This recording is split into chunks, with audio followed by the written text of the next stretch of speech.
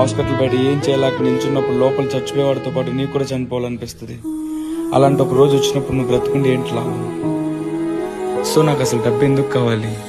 తిని తిరగటానిక, ఎవరి దగ్గర గొప్పగా చూపించుకోవటానిక, నా గౌరవాన్ని పెంచుకోవటానిక, లేదా నేను ప్రేమించే వాళ్ళు ప్రాణంతో పోరాడుతున్నప్పుడు వాళ్ళని బ్రతికించుకోవడానిక? సరిగ్గా విను, బ్రతకడం కోసం కాదు, బ్రతికించుకోవడం కోసం కావాలి డబ్బు నాకు, మనకు. అది నాకు ఆ రోజు తప్పుగా కూడా అర్థమై ఉండొచ్చు. ఈరోజు నీకెలా అర్థమవుతుందో కూడా నాకు తెలియదు. కానీ ఆ రోజు వాడు చనిపోయాడు. ఆ రోజు వాడి ఇంట్లో వాళ్ళు వాడి ప్రాణాన్ని కట్టగలిగిన విలువ 2 లక్షలు.